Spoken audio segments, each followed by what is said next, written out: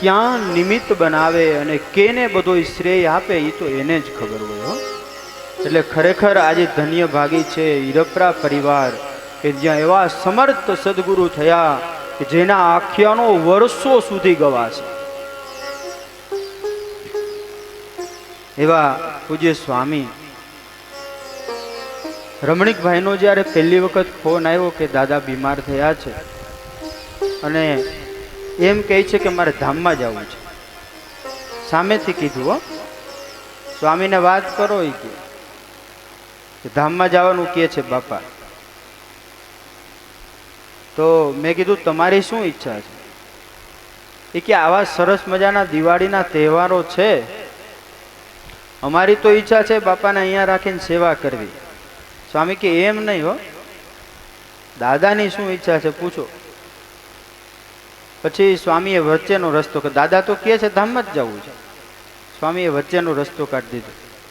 આવા સરસ સારા દિવસો છે તહેવારોના દિવસોય થઈ જાય અને બધું પૂર્ણ થઈ જાય અને પછી દાદા ધામમાં જાય એટલે બેયનું રહી જાય. રમણીકભાઈનું રહી જાય અને બાપાનું રહી જાય અને બહેનું પણ એવું જ હો. દિવાળીના બીજે દિવસે, નવા વર્ષના દિવસે ધામમાં ગયા. બહુ મોટી વાત છે ને.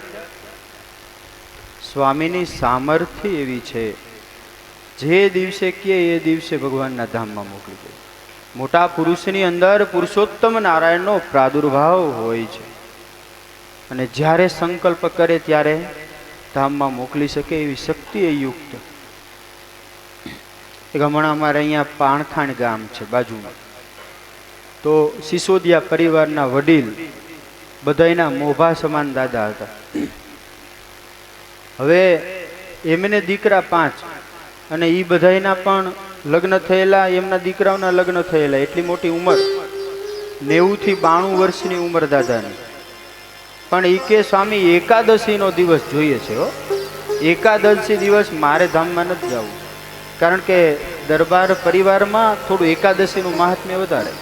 અમારા અહીં માળિયા હાટીના બધા દરબારો છે, પછી એ બાજુ બધા હાટી દરબારોના ગામડા. એકાદશીના દિવસે વાલા ભક્તજનો એ બધાય સત્સંગીઓ ભેગા થાય, સાંજે ધૂન કીર્તન કરે, સુંદર મજાની સભા થાય અને રાત્રે નાનાથી લઈ અને મોટા સુધી બધા ભેગા થાય અને એ સભાનો લાભ લે, પછી છૂટા પડે, પ્રસાદ વેચીને પછી છૂટા પડે. એકાદશીનું બહુ મહાત્મ્ય. બધા છોકરાઓ રહીએ, લોહીમાંથી જ રેડવામાં આવે કે એકાદશી બહુ પવિત્ર દિવસ કહેવાય, એટલે તે દિવસે ધામમાં જવું છે. અને તમને આશ્ચર્ય થશે, જે પ્રમાણે કીધું હતું ને એ જ પ્રમાણે એકાદશીના દિવસે સવારના પોરમાં વહેલા 6:30 વાગે દાદા ધામમાં ગયા હો. અને આવું માગ્યું હોય ને આવું મળી જાય પછી એના આનંદનો પાર રહે.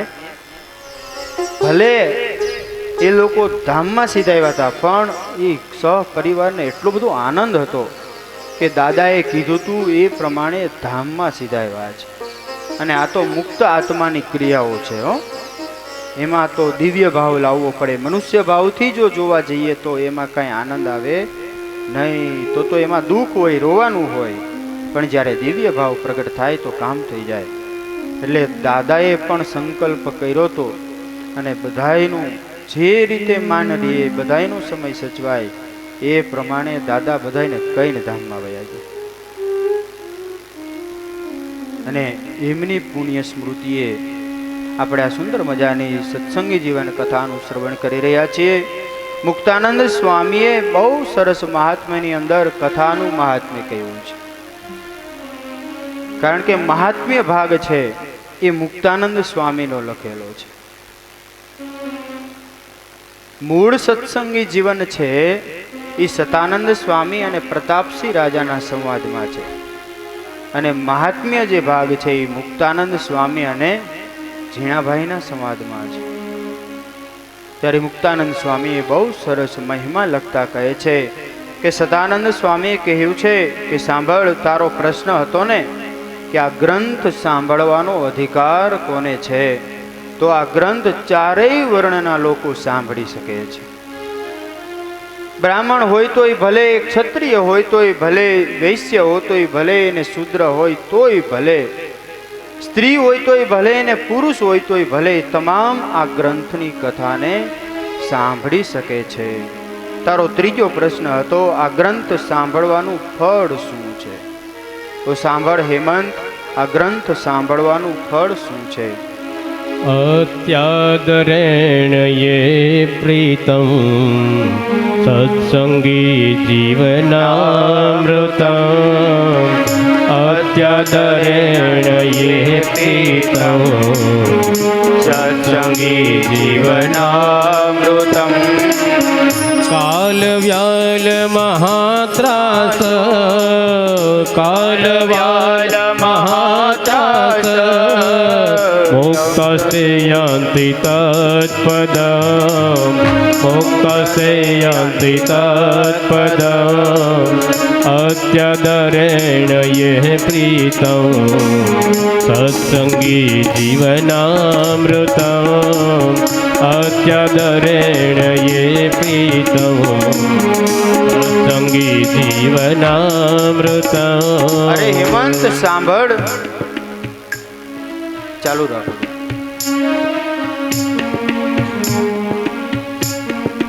અરે હેમંત સાંભળ, તારો પ્રશ્ન શું છે ને? આ ગ્રંથ સાંભળવાનું ફળ શું છે?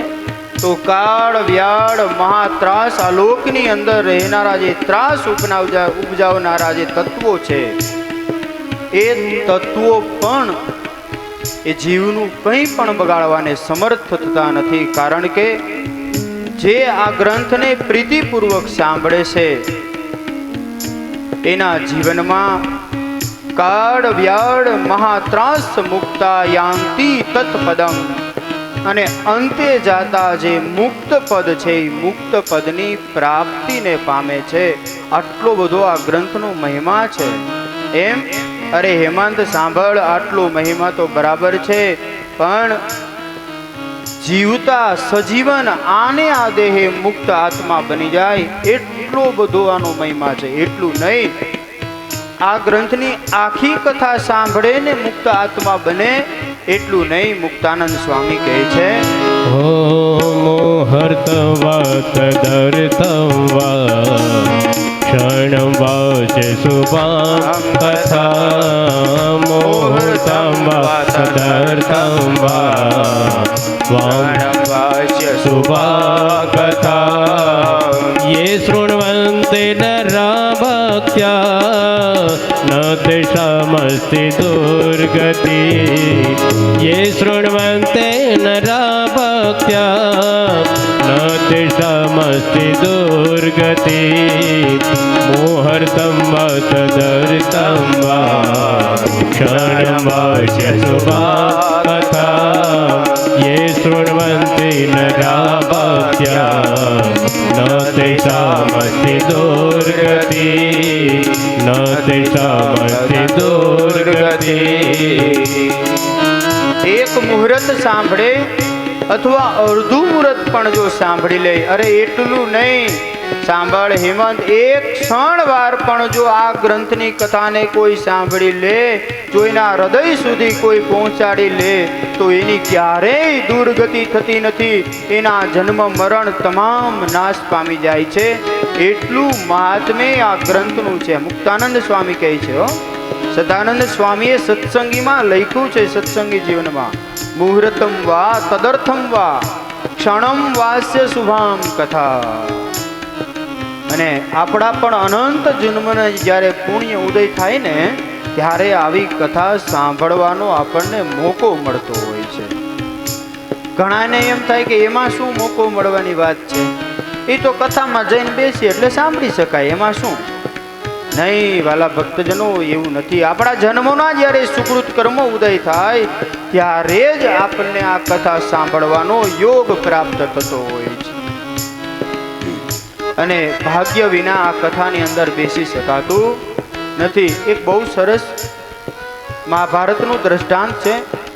યુધિષ્ઠિર મહારાજે એક વખત ભીમને કહ્યું છે કે ગંગાજીમાં સ્નાન કરવું હોય ને તો કરોડો જન્મના જ્યારે પુણ્ય ઉદય થાય ત્યારે ગંગાજીમાં સ્નાન કરવા મળે. અજુકતી વાત છે ને.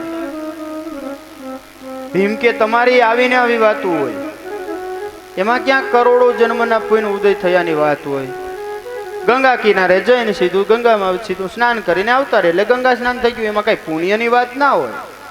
એમ યુધિષ્ઠિર મહારાજને કે નથી મનાતું. ભીમ કે મનાય જ નહીં ને, કેમ મનાય? તો કે ના, સાચું કહું છું. તો કે ટ્રાય કરો. ભીમ કહે જોઈ લઉં છું, મને કોણ રોકે છે. એમ કરીને ભીમ લ્યો ગદા હાથમાં લઈને. ભીમને કોઈ સામે મળે?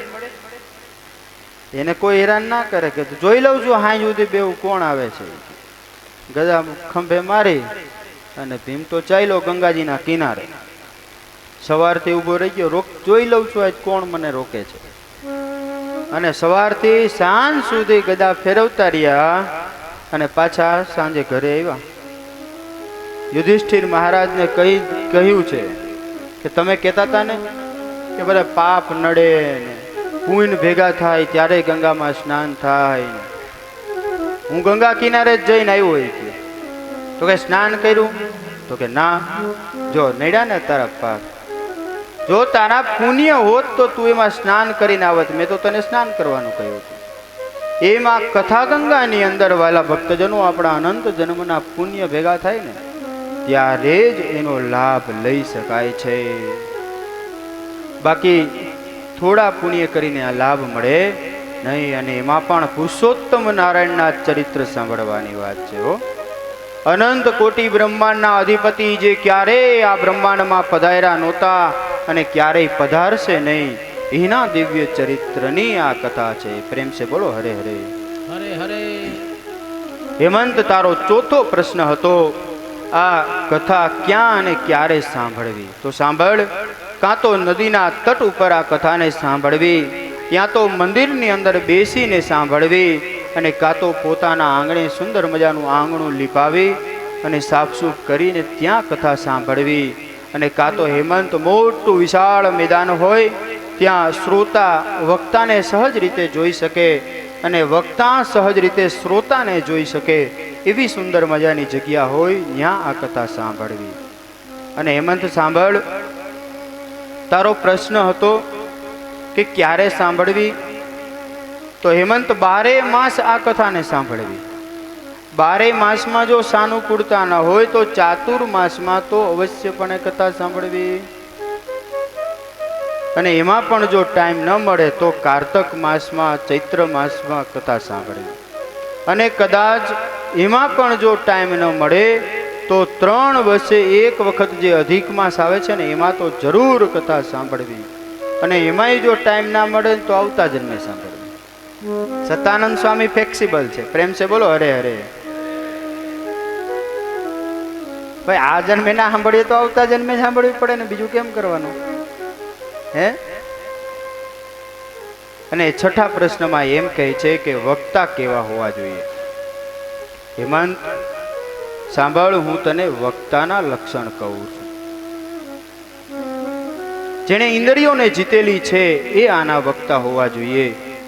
જે સારા સ્વભાવ વાળો હોવો જોઈએ, કોઈ પણ પ્રકારનો દુરાગ્રહ ન હોવો જોઈએ. અને દુરાગ્રહ હોય તો એક જ હોવો જોઈએ, ભગવાન ભજવા અને ભગવાન ભજાવવા. બસ આ એક જ દુરાગ્રહ હોવો જોઈએ.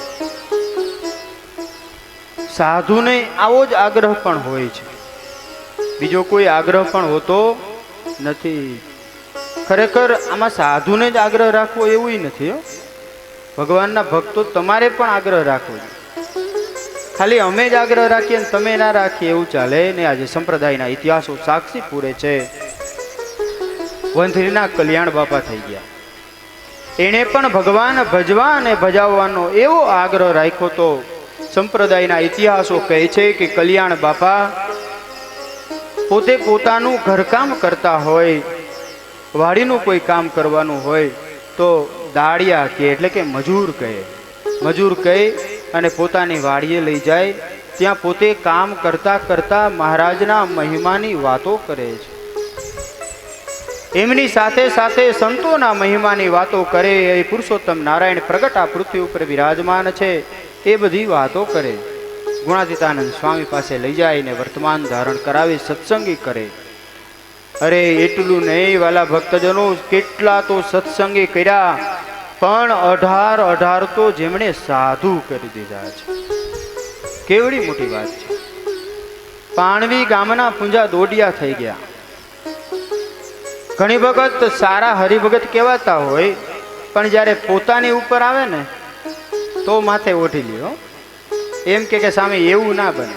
આપણે સત્સંગ કરવાનું કહીએ કે ના ના, સત્સંગ તો બહુ સારો રાખીએ સ્વામી, ખૂબ સારું ભજન કરીએ, મહિમા તો કે મહિમાનો તો પાર ના હોય, એવું બધું મહિમા હોય. પણ જ્યારે પોતાનો દીકરો સાધુ થવા માટે જાય તો કે સ્વામી ઈ તમે રહેવા દો, એના કરતાં 50,000 રૂપિયા માગી લો, એ આપી દઉં. પણ સાધુને સાધુ દીકરાને સાધુ કરવો નથી. પાણવી ગામના પૂંજા દોડિયા થયા, એવા હરિભક્ત થયા કે એની તોલમાં બીજું કોઈ ના આવે હો. એક વખત બન્યું એવું કે પોતાના જમાઈ બરાબર એમની ઘરે આવ્યા છે, ત્યારે એમને કહે છે કે સાંભળો, આ જગતની અંદર કાંઈ માલ નથી. સ્વામિનારાયણ ભગવાનની ઘરે ઇતિહાસો સર્જાણા છે કે જેને પુરુષ ભક્તોએ પોતાના સગા જમાઈ હતા ને એને વૈરાગ ચડાવી દો. આ જગતની અંદર કાંઈ માલ નથી, કેવળ ને કેવળ પુરુષોત્તમ નારાયણનું ભજન કરી લ્યો બાપ, એમાં માલ છે. અને આ જગત તો આજે સવારે વખાણ કરશે ને કાલે તો ઊંધે ગધેડે બેસાડશે. આજે પૂછશે, કાલે કાઢી મેલશે. અરે આ કાયા પણ આજ નહીં ને કાલ ગમે ત્યારે પડી જશે હો. આ તો કાચો કુંભ છે, ક્યારે પડી જાય ને આ ધૂળની અંદર મળી જાય એનું કાંઈ નક્કી નથી. એક કવિએ બહુ સરસ કીર્તનમાં એના શબ્દ લખ્યા છે કે કાયા તો કાચો કુંભ ધૂળનો, ધૂળ પલકમાં થાશે જી. કાયા કાચો કુંભ ધૂળનો, ધૂળ પલકમાં થાશે જી. પાપ કર્યા તે માથે લઈને જીવ એકલો જાશે જી. પાપ કર્યા તે માથે લઈને જીવ એકલો જાશે જી.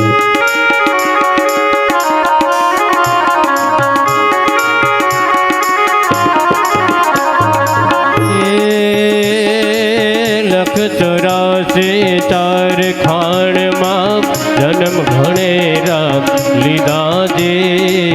માત પિતાને ભાઈ દીકરા સગા સંબંધે કીધા જી. એવા માત પિતાને ભાઈ દીકરા સગા સંબંધે કીધા જી.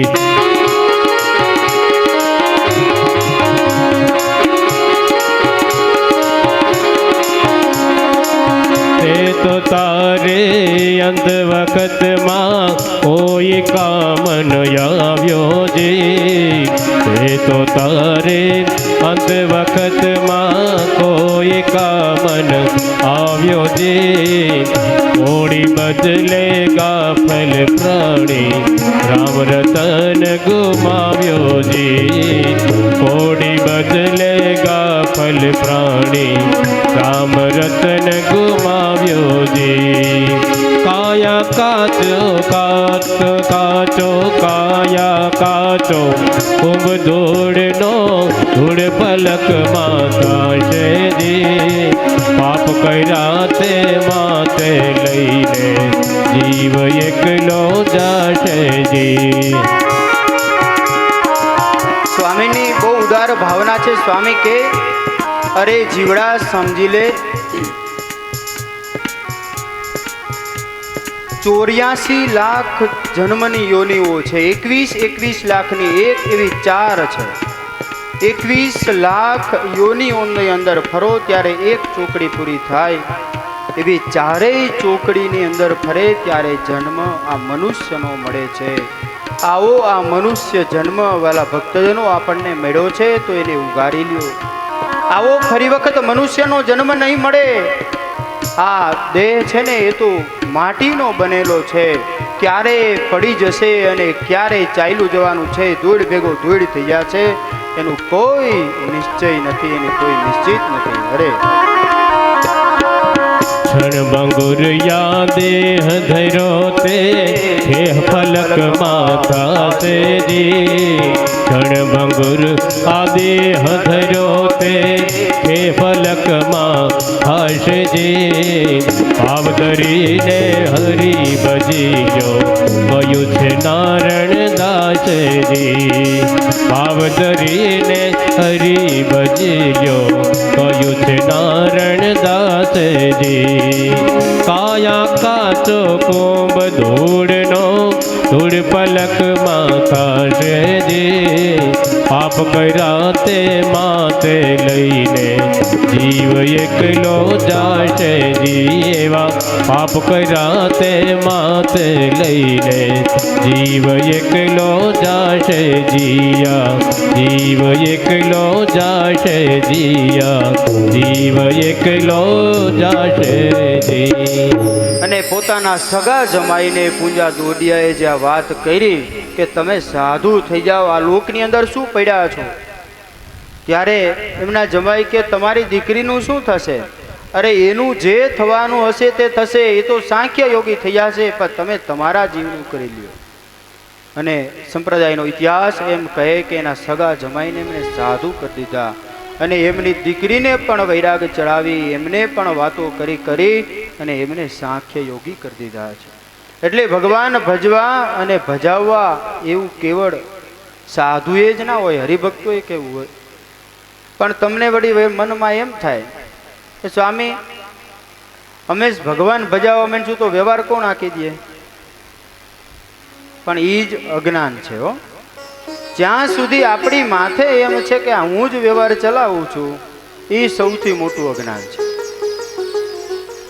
આ વ્યવહાર તો મારો મહારાજ હકાવે, આપણે શું હકાવી દેવાના હતા?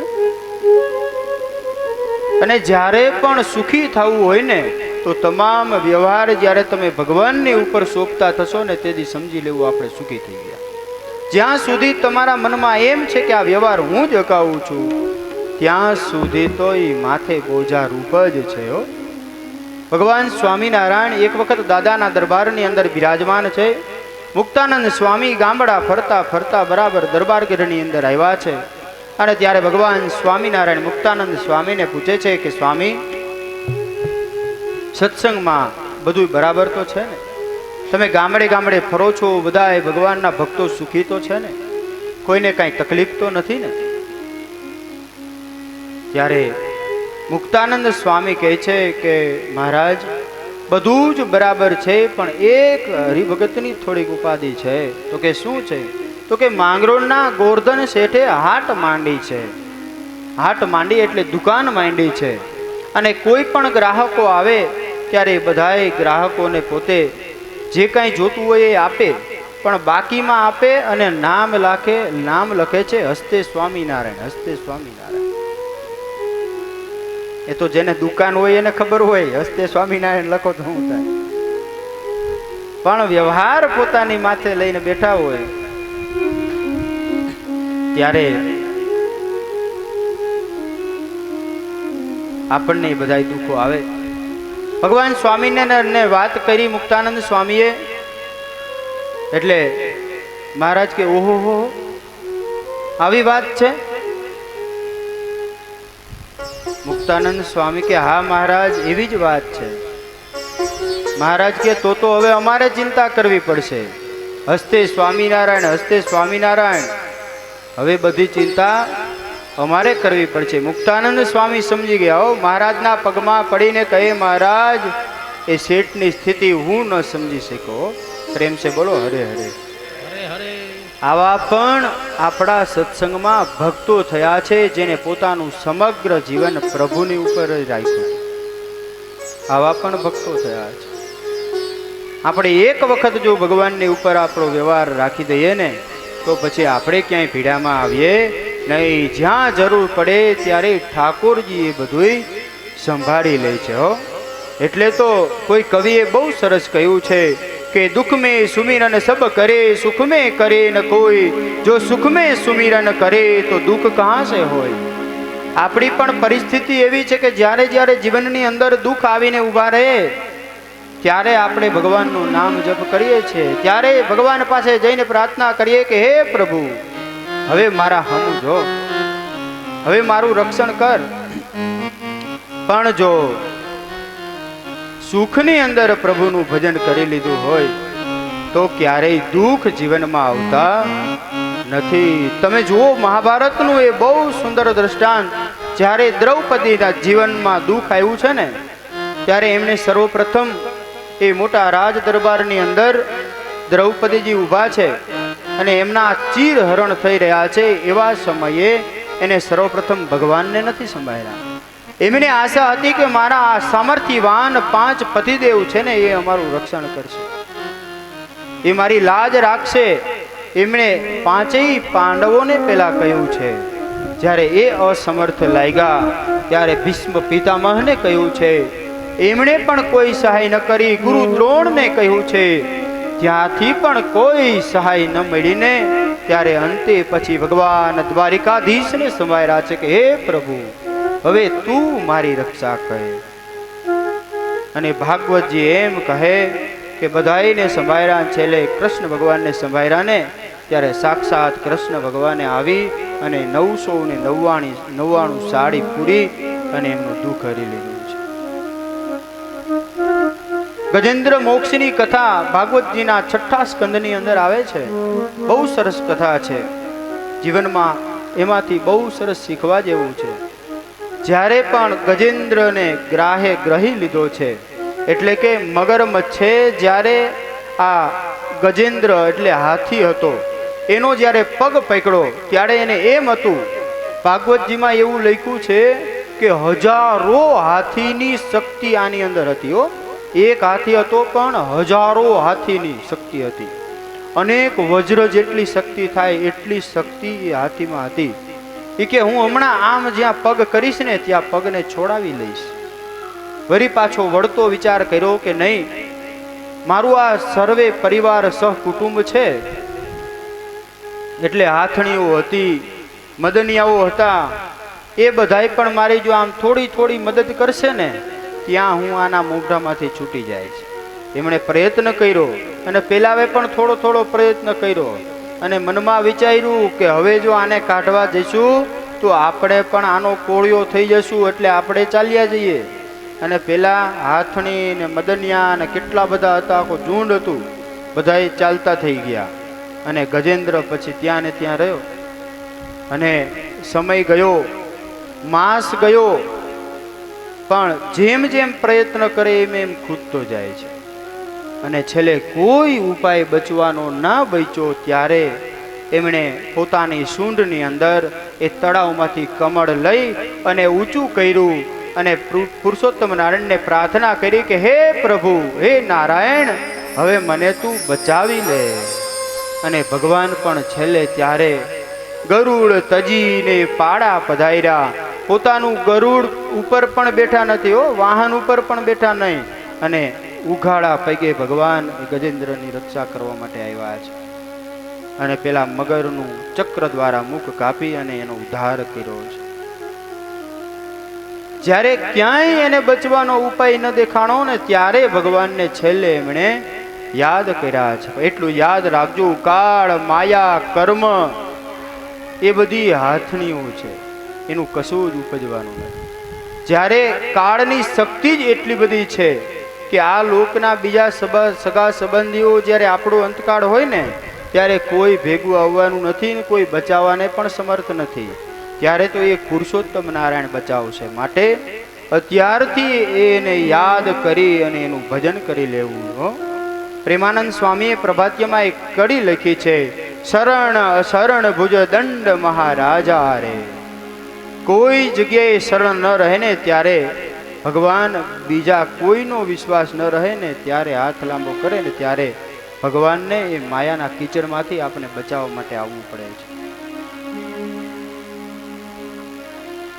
ઘણા દર્દીઓ હોય ને એ એવા હોય, એને રોગ થાય પછી ઘણો સમય સુધી સહન કરી રાખે, આંખો ભેરાઈ જાય ને પછી ડોક્ટર પાસે જાય અને પછી ડોક્ટરને કહે તો ઝડપ કરો, જેમ બને એમ જલ્દીથી હાજો થાવ ને એવી દવા આપો. ડૉક્ટર કે ભાઈ તું હાવ ભેરાઈ ગયો, હવે આવ્યો છો. જ્યારે તને થોડોક રોગની શરૂઆત થઈ હતી ત્યારે આવી ગયો હોત તો હું કંઈક કંટ્રોલ કરી શકત, પણ હવે તો મારી પણ બાજી કાંઈ ફાવે નહીં. આપણી દશાએ આવી જ છે હો. માયામાં પછી એવા ભેરાઈ જાય અને પછી ભગવાનને હાથ જોડીને કહેવા લાગીએ કે પ્રભુ હવે મારું રક્ષણ કરજે. એટલે દુઃખમાં સુમિરન સબ કરે, સુખમાં કરે ન કોઈ, જો સુખમાં સુમિરન કરે તો દુઃખ કહાં સે હોય. સતાનંદ સ્વામી કહે છે, હે રાજન, વક્તાના લક્ષણ હું તને શાસ્ત્રમાં જેમ લખ્યું છે એમ કહું છું.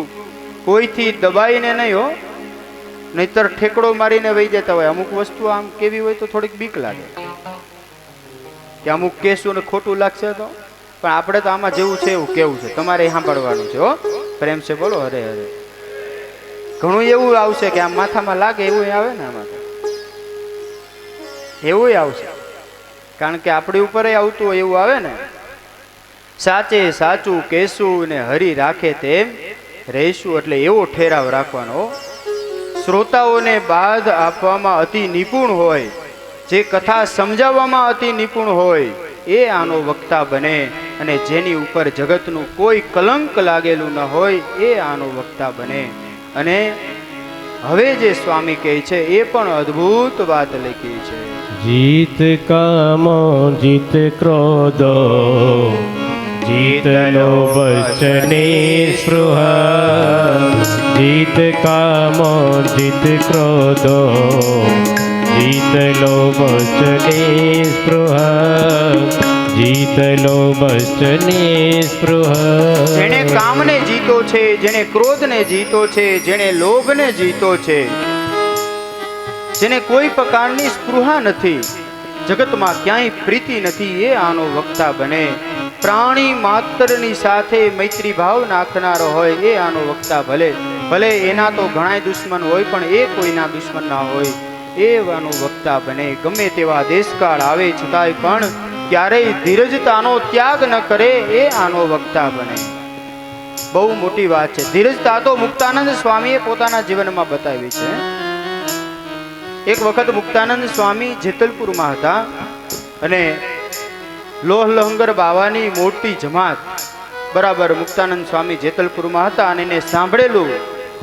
ત્યારના વખતમાં બધે આજુબાજુના વાતાવરણ એવું હતું કે જીવન મુક્તા પ્રગટ થયા છે, આપણું ખાવા પીવાનું અન્નનું બધું બંધ કરે છે અને પોતાનો પંથ ખૂબ એને પ્રચલિત કર્યો છે. એનો પંથ આજે આગળ આગળ વધે છે, આપણા શિષ્યોને પડાવી લે છે.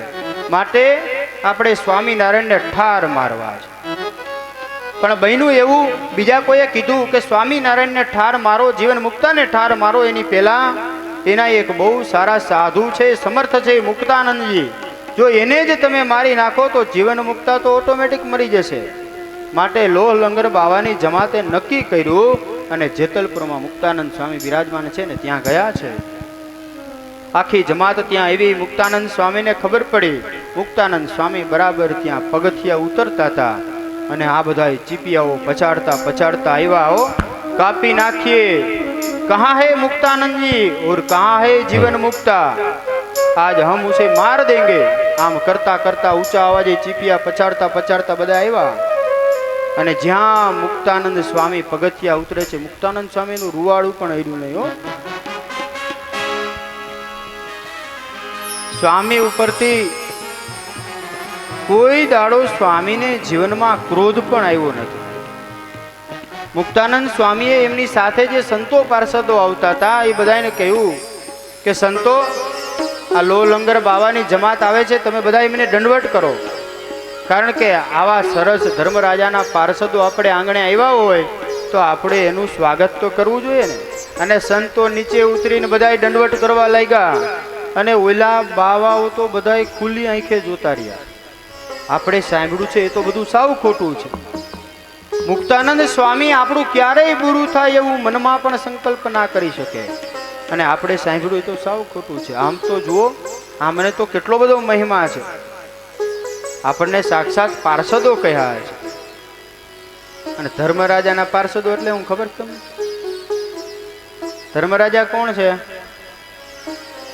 યમ મહારાજના પાર્ષદો કયા છતાંય પણ સારું લાગ્યું, મીઠું લાગ્યું, અને એમની ધીરજતાનો ત્યાગ કર્યો નથી. પેલાનો ક્રોધ શાંત થઈ ગયો છે. એટલે જીત કામા જીત લોભા, ધીર પુરુષ સાધુ વૃત્તિ વિહી, એકદમ જેનું જીવન સાદું હોય, ધન આદિ કોઈ પણ ક્યારેય પોતાનું કરીને રાખે નહીં, આનો વક્તા બને, દંભ રહિત હોય, આંતરિક અને બાહ્ય જીવન જેમનું સમાન હોય એ આનો વક્તા બને. અને તમને મનમાં સંકલ્પ થતો હશે કે સ્વામી પહેલા કેવું હતું ને કે જે બ્રાહ્મણ હોય એ જ આનો વક્તા બને. તો સ્વામી એક વસ્તુ લખી છે, બ્રાહ્મણ હોય એ જ આનો વક્તા એવું નહીં. એક સરસ મજાની પછી પાદ લખ્યું છે. સતાનંદ સ્વામી કહે છે દ્વિજાતિરન્યો યહ પ્રાપ્તો દીક્ષા ભાગવતી સતો, દ્વિજાતિરન્યો યહ પ્રાપ્તો દીક્ષા ભાગવતી સતો, દીક્ષા ભાગવતી સતો. સ્વામી કે ખાલી બ્રાહ્મણ હોય એ જ એમ નહીં, પણ જેણે ભાગવતી દીક્ષાને ગ્રહણ કરી છે એ પણ આનો વક્તા બની શકે છે. આગળ કહે છે ઓ અષ્ટાંગ બ્રહ્મચર્યાડ્યો નિર્લોભશ્ચેદ વદે કથા, અષ્ટાંગ બ્રહ્મચર્યાડ્યો નિર્લોભશ્ચેદ વદે કથા, નિર્લોભશ્ચે વદે કથા.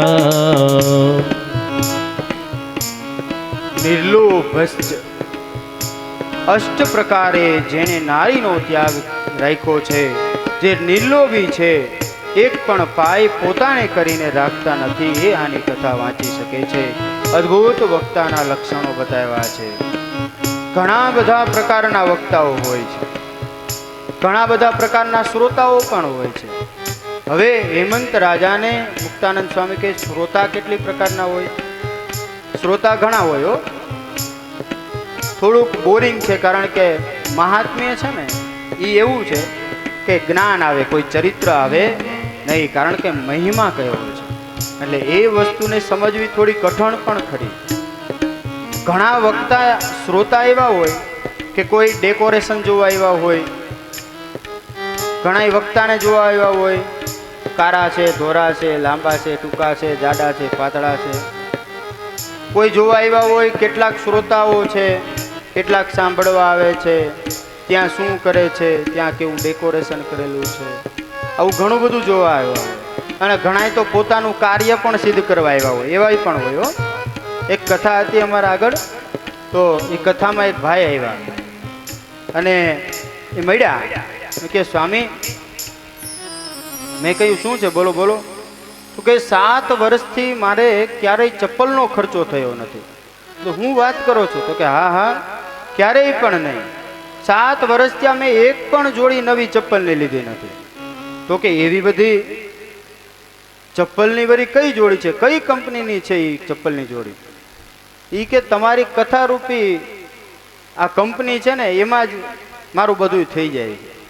એમ? એ વળી કઈ રીતે? એવું હોય તો મારે કરવું પડશે. કથામાં અહીંયા તમે આવો ને કોઈ વેતો? ના ના સ્વામી એમ નહીં, હું કથા સાંભળવા આવું ત્યારે મહારાજે તો કહ્યું છે શિક્ષાપત્રીમાં કે જૂનું દઈને નવું લેવું, તો એમાં કાંઈ ચોરી કરી ના કહેવાય. આપણે ચોરી કરવાનો બાદ છે. હું સારા ચપ્પલની જોડી હોય એ પહેરતો જાઉં ને જૂની મૂકતો જાઉં. જૂનાનું નવું કરવું એમાં કાંઈ બાદ નથી, એ તો વિનિમય છે, એમાં શું વાંધો. ઘણા આવાય હોય હો, સ્પેશિયલ પોતાનું કામ સારવા માટે આવતા હોય. એટલે શ્રોતાના લક્ષણમાં છેલ્લે કહ્યું છે શ્રદ્ધાવાન ભક્તિ સમાયુક્તા. શ્રદ્ધા એટલે પ્રેમ, જેને ભગવાનમાં અતિશય પ્રેમ હોય એ આનો શ્રોતા બને છે. મહારાજે વચનામૃતમાં કહ્યું મધ્યના 29માં કે એમાં પ્રેમની શું જરૂર હોય? પ્રેમ વિના કથા સાંભળી શકાય નહીં. અને પ્રેમ પણ પ્રગટ ક્યારે દેખાય છે વાલા ભક્તજનો?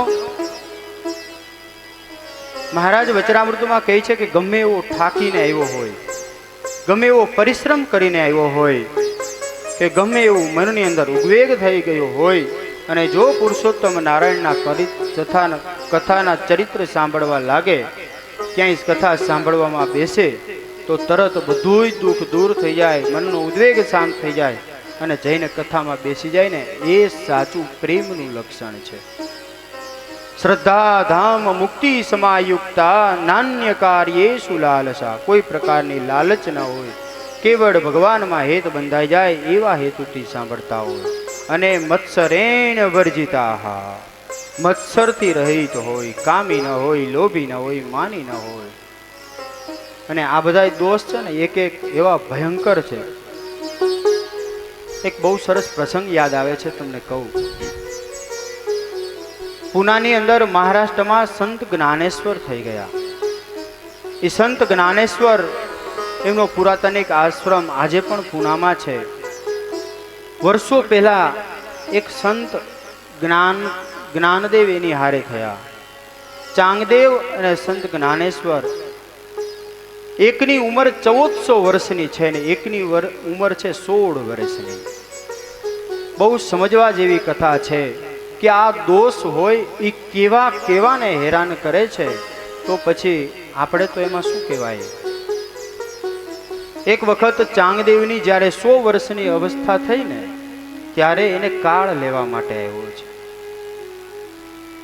એટલે સંત ચાંગદેવ એમ કહે છે કે મારે હજી ઘણું કામ બાકી છે, માટે તું ચાલ્યો જા. અને કાળને પાછો મોકલી દીધો. ફરી વખત 100 વર્ષની ઉંમર થઈ તો બીજી વખત કાળ લેવા માટે આવ્યો છે. કાળ લેવા માટે આવ્યો એટલે પોતે કહે છે કે મારે તો હજી મારું ઘણું કાર્ય બાકી છે, માટે નથી આવવું. એમ 100, 200, 300, 1400 વર્ષ થઈ ગયા, છતાંય પણ કાળ જેને લઈ ના શક્યો એવી સમર્થ મૂર્તિ સંત ચાંગદેવ હો. પણ એના જ વખતમાં સંત જ્ઞાનેશ્વરની ઉંમર 16 વર્ષની છે અને એમની કીર્તિ એ મહારાષ્ટ્રની ભૂમિની અંદર ખૂબ ફેલાણી. એવા સામર્થ્યવાન સાધુ. પણ આને મનમાં એમ થયું કે આટલો નાનો ને આવડી મોટી કીર્તિ, એનું માન ગવાયું હો. બહેનું એવું કે જણાવી દઉં હું એને આજ, એમ કરીને એક પત્ર લખવાનું નક્કી કર્યું કે હું એને પત્ર લખું. સરસ મજાનું પાટિયું લીધું, કાગળ લીધો, પેન હાથમાં લઈ અને પત્ર લખવાની જ્યાં શરૂઆત કરે છે ત્યાં મનમાં એમ થયું કે શું લખું, પ્રસ્તાવના શું બાંધું. ચિરંજીવી લખું. ચિરંજીવી લખું તો સંત જ્ઞાનેશ્વર ચિરંજીવી બની જાય, મારા શબ્દ ક્યારેય ખોટા ન પડે. તો શું પરમ પૂજ્ય લખું? નહીં, પરમ પૂજ્ય લખું તો સહેજે સાબિત થાય કે મારાથી વડીલ છે.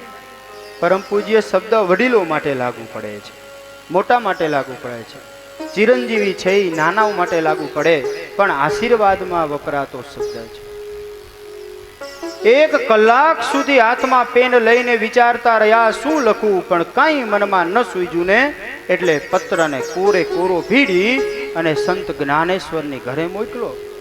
અને ત્યાં સંત જ્ઞાનેશ્વરને મળે એની પહેલા એમના બેન મુક્તાબા હતા, એમને આ પત્ર મળ્યો. પત્ર મળ્યો એટલે પત્ર ખોલ્યો છે, જોયું ત્યાં તો પત્ર કોરો અને મુક્તાબાનો મગજ ગયો. મુક્તાબાએ પેન હાથમાં લઈને લખ્યું છે, તારે જીવનમાં 1400 વર્ષ થઈ ગયા, છતાં હજી તું કોરો ને કોરો રહ્યો. આવું લખી અને કાગળ વાળીને જવા દીધો સામે પાછો. અને સંત જ્ઞાનેશ્વરે આ કાગળ ખોલ્યો. ચાંગદેવે કાગળ ખોલ્યો અને જોયું ત્યાં તો આવું લખેલું. અને એને એમ થઈ ગયું કે આજ મારું પણ સામર્થ્ય સંત જ્ઞાનેશ્વરને બતાવ્યું. ભાઈનું એવું તો એને બતાવવા માટે શું કરવું, એટલે સુંદર રથ લીધો. રથની અંદર ઘોડાની જગ્યાએ એમણે સિંહને જોડ્યા છે અને રાહો પેલી રાહ દોરાની હોય ને એની જગ્યાએ સાપની રાસ બનાવી અને એ રથ લઈ અને સંત જ્ઞાનેશ્વરને મળવા માટે મદની અંદર નીકળ્યા છે. મદમાં ને મદમાં ચાલતા ચાલતા જ્યાં સંત જ્ઞાનેશ્વરનો આશ્રમ છે ને ત્યાં બરાબર પહોંચ્યા ને એવા સમયે સવારનો પોર છે. વહેલા બરાબર સંત જ્ઞાનેશ્વર દાતણ કરવા બેઠા છે. એક ઓટા ઉપર બેઠા છે, એના બા મુક્તાબેન એ બાજુમાં બેઠા છે. અને આ બંને જ્યારે આ દ્રશ્ય જોયું ને ત્યારે મનમાં થઈ ગયું કે આજે ચાંગદેવ કંઈક અહમમાં આવે છે. એટલે જે ઓટા ઉપર બેઠા હતા એ જ ઓટાને સંત જ્ઞાનેશ્વરે અનહા કરી કે ચાલ આપણે સંત ચાંગદેવ આપણી ઘરે પધારે છે ને આપણે એમનું સ્વાગત કરવા જવું છે. અને ઓટો હાલ્યો, ઓટો હાલ્યો, એવી એની સામર્થ્ય. અને સંત જ્ઞાનેશ્વર દૂરથી દેખી ગયા કે ઓહો, મેં જે સાંભળ્યું હતું એના કરતા તો આખું વિપરીત જ છે. મેં તો સજીવને વશમાં કર્યા છે અને એમણે તો નિર્જીવને ચાલતું કરી દીધું. સંત જ્ઞાનેશ્વરની કીર્તિ કઈ સામાન્ય નથી હો. રથ ઉપરથી ઠેકડો મારી અને સંત જ્ઞાનેશ્વરના પગમાં પડી ગયા, માફી માંગી કે મારી ભૂલ થઈ ગઈ છે, મને માફ કરો, ક્ષમા કરો. અને સંત જ્ઞાનેશ્વરે માફી આપી છે. જુઓ તો ખરા, આટલી સામર્થ્ય હોવા છતાં પણ વાલા ભક્તજનો એને આ કામ, ક્રોધ, લોભ, મોહ આ બધાય દુઃખ દે છે હો. અને આપણે જો આમાંથી બચવું હોય ને તો એનો છેલ્લો ઉપાય છે આ કથા. પ્રેમ છે બોલો હરે હરે. સ્વામી કહે છે શ્રોતાના ખરા લક્ષણો તો હવે આવ્યા હો. આ બધા તમારે સાંભળવા જેવા છે. આજ બરાબર મારે કહેવાનો મોકો છે. અહીંયા ભંડારી સ્વામી પણ બિરાજમાન છે, તમે બધા બરાબર બિરાજમાન છો અને સ્થિર મનથી સરસ કથાએ સાંભળો છો. આમાં અમારું બધું પૂરું થઈ ગયું. વક્તા કેવા હોવા જોઈએ, શ્રોતા કેવા હોવા જોઈએ, પણ ખરા લક્ષણો હવે આવે અને એ તમારે સાંભળવા જેવા છે હો ભાઈ. સ્વામી કહે છે જેટલા દિવસ કથા સાંભળે એટલા દિવસ નકોડા ઉપવાસ કરવા. કેવું સાવ સરળ છે ને. તમારે લીલા લેર છે. આજ ભંડારી સ્વામી રોજ તમને લાડવા ખવડાવ્યો, હજી બાકી છે એટલા દિવસ ખવડાવવાના જ છે. સતાનંદ સ્વામીએ તો અહીંયા કંઈક બીજું કીધું છે. સતાનંદ સ્વામી કે નકોડા ઉપવાસ કરીને કથા સાંભળવી. ખરેખર વાલા ભક્તજનો આપણે બધાય ભેગા થઈએ ને તોય પણ એક હેમંતની હારે આવીએ નહીં. હેમંત રાજાએ આખી કથા નકોડા ઉપવાસ કરીને સાંભળી. હજી સ્વામી આગળ કહે છે, સતાનંદ સ્વામીને દયા આવી ગઈ કે બાપડા આ ઉપવાસ તો નહીં કરી શકે. એટલે આમ તો સાધુનું હૃદય ખરું ને, દયાએ કરીને થોડી છૂટી મૂકી. સ્વામી કે 7 દિવસ ઉપવાસ ન કરી શકે તો કાંઈ વાંધો નહીં, દૂધપાન કરીને કથાનું શ્રવણ કરવું. વળી સ્વામીને દયા આવી ગઈ. હવે આટલા બધા શ્રોતા હોય ને દૂધપાન કરે નહીં, કોકની તબિયત બગડે તો બીજા શ્રોતાને કથા નહીં સાંભળવા દે. સ્વામીને હજી દયા આવી ગઈ. સ્વામી કે દૂધપાન નહીં.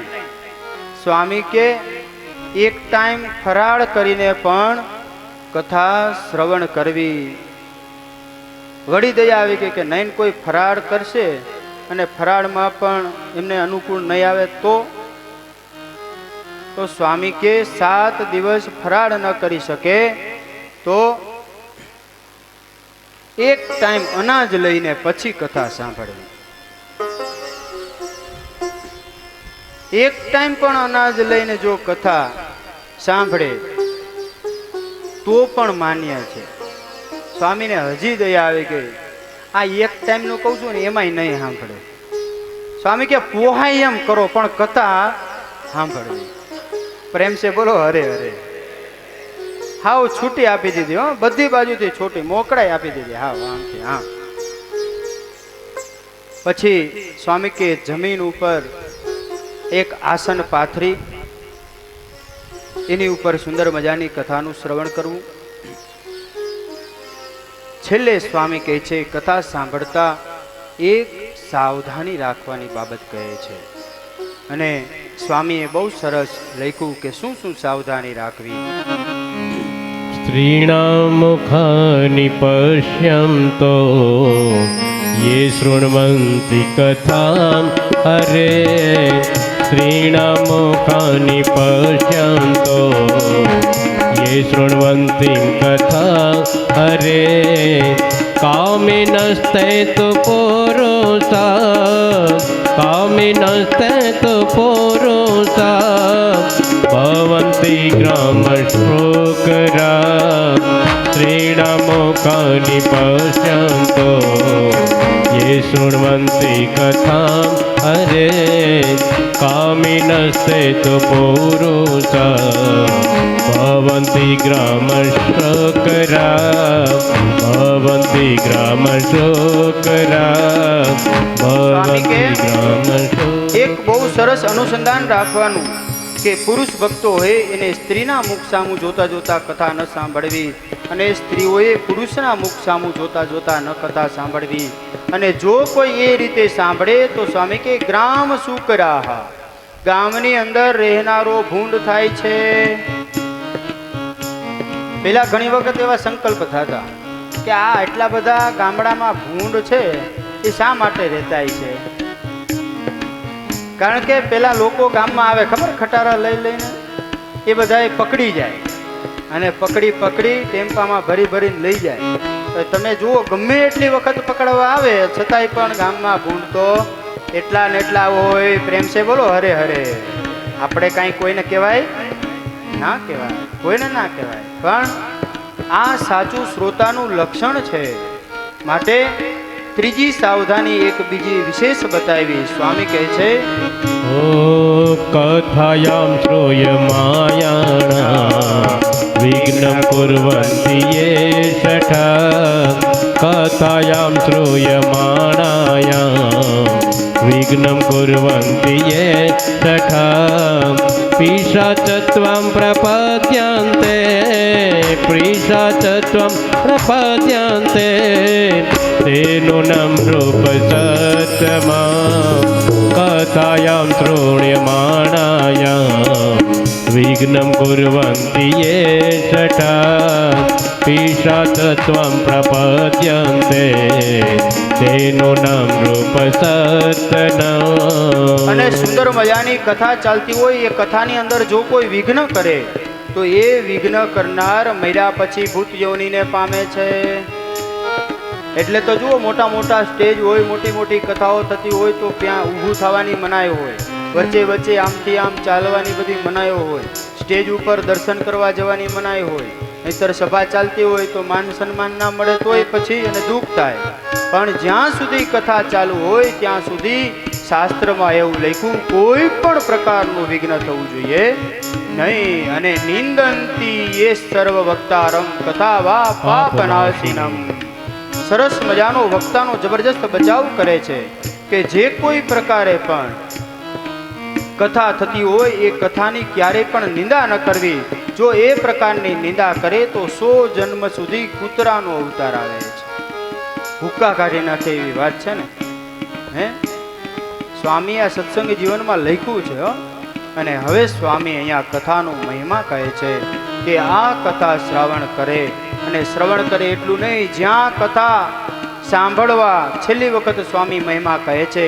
કારણ કે મહાત્મ્ય ગ્રંથની અંદર સત્સંગી જીવનનો મહિમા જ કયો છે. જ્યાં કથાની શરૂઆત થાય ત્યાં અનંત જન્મના જે પાપ હોય ને એ રોવા લાગે છે.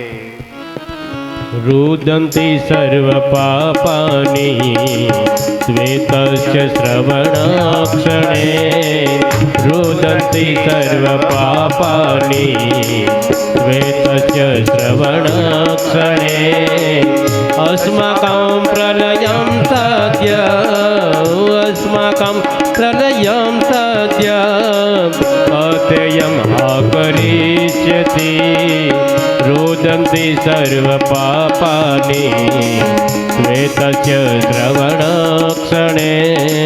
જ્યાં કથાની શરૂઆત થાય ત્યાં પાપો રોવા લાગે છે, ભાગવા માંડે છે. બચાવો બચાવો કરતા બધા પાપો ભાગી જાય છે. રુદંતિ સર્વ પાપાની ત્વેતસ્ય શ્રવણારે. જ્યાં સ્ટાર્ટ થાય ને ત્યાં પાપો બળવા લાગે ને ભાગવા માંડે છે. 15 દિવસ સુધી કથા સાંભળીએ, 7 દિવસ કથા સાંભળીએ ને પાપ નાશ પામે એમ નહીં. આ તો કથા ચાલુ થતાની સાથે જ પ્રલય થઈ જાય છે. અને આગળ કહે છે જો આ કથા છે ને કોઈ પાપી જીવાત્મા હોય મન દઈને સાંભળે તો પાપ બળી જાય એ તો બરાબર છે, પણ ક્ષણવારમાં બળી જાય. બહુ મોટી કથાનો મહિમા બતાવતા દેવતાઓ કહે છે કે બુદ્ધ બુદ્ધા ઈવ તો એ શું મસકા ઈવ જંતુ શું. उद्बुधायैव तोयेषु मस्कायैव जन्तुषु उद्बुधायैव तोयेषु मस्कायैव जन्तुषु जायन्ते मरणायैव कथाश्रवणवर्जिता जायन्ते मरणायैव कथाश्रवणवर्जिता कथाश्रवणवर्जिता પાણીની અંદર લાખો પરપાવટાઓ થાય અને ફૂટી જાય, લાખો મચ્છરો પાણીની અંદર જન્મે અને ફૂટી જાય. દેવતાઓ અહીં કહે છે કે લાખો પરપોટાઓ થયા અને ફૂટ્યા તોય શું, લાખો મચ્છરો જન્મ્યા અને મૃત્યુ પામ્યા તોય શું. એવી રીતે જેમણે આ કથા શ્રવણ કરી નથી એવા જીવાત્માઓ આ પૃથ્વી ઉપર જન્મા તોય શું અને મૃત્યુ પામ્યા તોય શું. એનેથી તો કંઈ ફરક નથી, એનો જન્મ તો લેખે જ લાગ્યો નથી. બહુ સરસ વાત કરી. અને પછી કથા પ્રારંભ કરવાનો વિધિ બતાવ્યો કે આ કથા પ્રારંભ કરવાની હોય તો ગામો ગામ કંકોત્રીઓ લખાવી, સુંદર મજાની વ્યાસપીઠ તૈયાર કરાવવી, બધાને આમંત્રણ આપી સુંદર મજાની વ્યાસપીઠ કરી પોથી પધરાવવી, વક્તાનું આસન છે એને ઊંચું રાખી, બીજા બધાના આસન નીચે રાખી અને એ પ્રમાણે સરસ આયોજન કરી અને કથાનું શ્રવણ કરવું. અને આવી રીતના જ્યાં વાત કરે છે ને ત્યાં તો એક ઘટના ઘડી છે. એક પુરુષ એ સભાની અંદર નાચવા લાગ્યો છે. હેમંત રાજાએ પ્રશ્ન કર્યો કે ગુરુદેવ, આપ આટલી બધી મહાનતા બતાવો છો તો એવો કોઈ પૂર્વ ઇતિહાસ સર્જાણો હોય એવી કોઈ કથા ખરી? તમે કહો છો ગમે તેવા પાપ હોય બાળી નાખે, તો એવી કોઈ ઘટના ઘટી હોય એવી તમે મને કોઈક વાત કરો. આમ જ્યાં પ્રશ્ન કર્યો ત્યાં તો એક ઘટના ઘટી છે. સભામાં એક દિવ્ય પુરુષ ઊભો થયો છે, બે હાથ ઊંચા કરીને નાચવા લાગ્યો સભાની અંદર. અને હું દુઃખમાંથી મુક્ત થયો, દુઃખમાંથી મુક્ત થયો, હું ધન્ય ભાગી બની ગયો. એ દિવ્ય પુરુષોત્તમ નારાયણના મને દર્શન થઈ ગયા. અહો કેવી દિવ્ય મૂર્તિ છે એ પુરુષોત્તમ નારાયણ! દિવ્ય તેજોમય સિંહાસન ઉપર બિરાજમાન છે, સુંદર મજાના વસ્ત્ર ધારણ કર્યા છે, સુંદર મજાના હારો પહેર્યા છે. આહા, એ પુરુષના કોઈ આનંદનો પાર નથી હો. નાચવા લાગ્યો એ પુરુષ. અને આમ બોલતા બોલતા સદાનંદ સ્વામીના ચરણમાં પડી વંદન કરીને તે પુરુષ ત્યાંથી ચાલતો થયો. હેમંતે ફરી પ્રશ્ન પૂછ્યો કે સ્વામી, આ આમ બોલતો બોલતો ગયો એ કોણ છે? અને એ એમ કહે છે કે હું ધન્ય ભાગી થઈ ગયો. તો એવી તે શું વાત હતી? ત્યારે સ્વામી કહે છે કે સાંભળ, કાનમ દેશમાં એક માધવજી વિપ્ર નામના પવિત્ર બ્રાહ્મણ થઈ ગયા અને એમનો દીકરો કલ્યાણજી હતો. ઉંમરલાયક થતા એમના લગ્ન થયા છે, એમની ઘરે સંતાનો પણ થયા. પણ બહેનું એવું એના પ્રારબ્ધ સમજ કા કોઈ પુણ્ય કરીને એને ત્રણેય કાળનું જ્ઞાન થયું છે. ભૂત, ભવિષ્ય અને વર્તમાન કાળનું જ્ઞાન થયું. અને એમ થવા લાગ્યું, એને યમપુરી દેખાવા લાગી કે આહા, હું અનેક જન્મની અંદર યમપુરીમાં પણ ગયો છું. કેવી ભયાનક યમપુરી છે, લખ 84 છે. કેટલી વખત માર ખાધા અને ભવિષ્યમાં ક્યારે ક્યારે હું જવાનો છું એ પણ દેખાવા લાગ્યું છે હો. અને ઈ ભયંકર દુઃખો, આહા, આપણને તૈંકારનું જ્ઞાન થયું હોય તો પ્રેમ છે બોલો હરે હરે. ખાલી કોકના જન્મનું બે જન્મનું દેખાડ્યું હોય ને તોય આપણને કંઈક થઈ જાય હો. આજે આ કલ્યાણજીને પોતાના ત્રણેય કાળનું જ્ઞાન થયું. ત્રણેય કાળમાં બધું દેખાવા લાગ્યું છે. હું ક્યાં જન્મો છું, હવે ક્યાં જન્મી છે, બધું દેખાવા લાગ્યું છે. અને પછી તો એની નિંદર પણ હરામ થઈ ગઈ હો કે હવે શું થશે. ક્યાંય ચેન પડતું નથી, બહુ દુઃખી થયો છે. અને એની મનની શાંતિને માટે એને ઘણા ઉપાયો કર્યા છે. બધાએ સાધુ પુરુષોને વાત કરી, કેટલી જગ્યાએ તીર્થયાત્રાઓ કરી, ઘણી બધી પ્રાર્થનાઓ કરી, સ્તુતિઓ કરી, પણ કોઈ રીતે એને ક્યાંય ચેન પડતું નથી. અને હવે એ થાયકો છે અને છેલ્લે વિચારે છે કે મારે હવે મારા જીવનનું પૂરું કરી દેવું છે, મતલબ છેલ્લું સ્ટેજ આવી ગયું, મારે હવે આ જીવનનો અંત લઈ આવવો છે. વળી પાછો વિચાર થયો કે જો આ મારા જીવનનો અંત લાવીશ તો મને જે પેલા યમપુરી દેખાતી હતી, લખચોરાશી દેખાતી હતી, એ જ ભોગવવાનો વારો હશે. માટે જીવનનો તો અંત નથી લાવવો, પણ કંઈક એવો ઉપાય ગોતું. પુનરપી જનનમ પુનરપી મરણમ, બહુ વાર જન્મો, બહુ વાર મૃત્યુ પામ્યો, પણ હવે તો આ જીવનું રૂડું થાય ને એવું કરી લેવું છે. માટે મુક્તિનો ઉપાય શોધવું. એટલે એને સમય જતા જતા એવું સાંભળવા મળ્યું કે પૃથ્વી ઉપર સાક્ષાત જીવન મુક્તા પ્રગટ થયા છે. એમને જો મળી જાવ તો મને આ દુઃખમાંથી એ ઉગારી લેશે. એટલે એમને પછી ફરતા ફરતા ફરતા ફરતા એવા સાધુ પુરુષની શોધ શરૂ કરી છે. અને વાલા ભક્તજનો, જ્યારે પણ એવું કોઈ દુઃખ આવે ને તો ભગવાનને પ્રાર્થના કરતા શીખવું. પ્રાર્થના કરતા શીખીએ ને તો એમાંથી ઉપાય મળી જાય છે. આજે પ્રાર્થના કરે છે કે હે પ્રભુ, હું દુખિયારો થયો છું, કાળ કર્મ માયા એ તો મને ડરાવે છે, આ યમપુરી મારા જીવનમાં ડરાવે છે. માટે હે પ્રભુ, હું દુખિયારો છું, તમે કૃપા કરીને મને આમાંથી ઉગારો. અને આજે કલ્યાણજી એવી રીતના પ્રાર્થના કરી છે. દુખિયારો તારે દ્વારે આવ્યો ભો મહારાજ રે, હું દુખિયારો તારે દ્વારે આવ્યો મહારાજ રે, આશીષ દેજો ગુરુમાને, આશીષ દેજો ગુરુમાને, હરિ કૃષ્ણ મહારાજ રે, હરિ કૃષ્ણ મહારાજ રે, અમી ભરેલી નજરો રાખો, અમી ભરેલી નજરો રાખો, નારાયણ મુનિ દેવ રે, અમી ભરેલી નજર રાખો, નારાયણ મુનિ દેવ રે.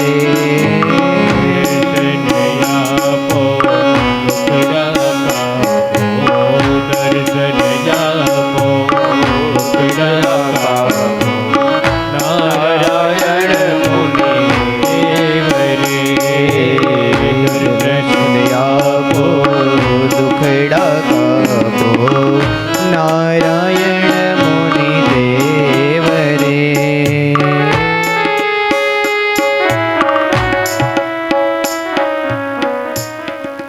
ખૂબ પ્રાર્થના કરો ને એટલે ભગવાન સહાયતા કરે. માણસ ઘણું બધું આ લોકની અંદર જીવે છે, પણ સમજે છે ઓછું. ખરેખર સમજવાનું જાજુ છે, જીવવાનું તો ઓછું છે. આ લોકની અંદર જેટલા મહાપુરુષો થયા તમે જુઓ, એ સમજ્યા છે જાજુ અને જીવા છે ઓછું. ભગવાન સ્વામિનારાયણનું જીવન જુઓ, કેવળ 49 વર્ષ રહ્યા. શિવલાલ શેઠ માત્ર 26 જ વર્ષ રહ્યા છે, પણ 26 વર્ષમાં એનું જીવનું રૂડું કરીને એ ભગવાનના ધામમાં સીધા આવ્યા. જગતગુરુ શંકરાચાર્ય 28 વર્ષ સુધી આ પૃથ્વી ઉપર રહ્યા. 28 વર્ષમાં બૌદ્ધ ધર્મ આદિકનું જે કાંઈ કરવાનું હતું, પોતે સદ્ધર્મનું સ્થાપન કરવાનું હતું, એ બધી પ્રવૃત્તિઓ કરી અને એ ચાલ્યા ગયા છે. વિવેકાનંદ માત્ર 42 વર્ષ રહ્યા, પણ એમાં ગજબનું સમજી ગયા હો. અને આપણે તો ઘણા 80 વર્ષ થઈ ગયા હોય, 92 વર્ષ થઈ ગયા હોય ને તોય હજી કાંઈ સમજતા ના હોય. એટલે બહુ સરસ એક કવિએ કહ્યું છે, સમજ્યા વિનાનું જીવવું ભલે જીવો વર્ષ હજાર, પણ સમજીને જીવો ઘડી એક તો સમજો બેડો પાર થઈ ગયો. એક ઘડી પણ જો સમજીને જીવાઈ જાય ને તો કામ થઈ જાય. અને 80 વર્ષ સુધી રહ્યા કોઈને જરાક કહેવાય જાય તો તકલીફ પડે. એક વખત એવું બન્યું હતું, એક સરસ પ્રસંગ છે. એક ગામમાં કથા હતી, અને કથામાં એક 80 વર્ષના બાપા આવ્યા અને કહ્યું કે આવો દાદા, આવો પધારો. એટલે બાપા હતા એ ટગર વગર જોવા માંડ્યા. એટલે વળી પાછું કહ્યું કે દાદા, અમે તો કાંઈ કીધું નથી, તો આમ કેમ તમે જુઓ છો? અને વધારે ક્રોધાયમાન થઈ ગયા. પણ બાપા એટલા બધા દુઃખી હું છું. અને તો ધુઆ પુઆ થઈ ગયા હો. તો બાજુમાં ભાઈ ઉભા હતા, એ કે સ્વામી એને બાપા કયો છો ને એ જ તકલીફ છે. એ કે 80 વર્ષ થઈ ગયા હોય ને બાપા ના કહી શકાય, બોલો. અને આ એક મારા જીવનનો દાખલો છે. અહીંયા એક ઓફિસ મારી ભગત હતા, નામ નથી દેવું. હજી 6-7 વર્ષ પહેલા એકદમ ધોરા આવી ગયેલા, મોટી ઉંમર, અને અહીંયા સંભાળતા. એને પણ તમે ક્યારેય બાપા કહીને બોલાવો ને એટલે ખારા થઈ જાય. બાપા નહીં કહેવાનો મને, હજી હું જુવાન છું, મને ભાઈ કહેવાનો. એવા બાપા હતા અહીંયા. બાપા થઈ ગયા હોય તો એ બાપા કહેવાતો નથી. 80 વર્ષ થઈ ગઈ છતાંય પણ એની સમજણ કાંઈ એવી થઈ નથી. અને જ્યારે એ કલ્યાણજીને એમ થયું કે હવે હું મારા જીવનું કલ્યાણ કરવા માટે જાઉં, અને ફરતા ફરતા ફરતા ફરતા એ થાકી અને ક્યાંય બચવાનો ઉપાય ન મળ્યો. ત્યારે એને એ ફરતા ફરતા ગામમાંથી સીમમાં નીકળ્યા, અને ગઢપુરની જ્યાં સીમમાં આવ્યા ને ત્યાં એના જીવમાં શાંતિ થઈ ગઈ છે. પેલી યમપુરી દેખાતી હતી એ બંધ થઈ ગઈ.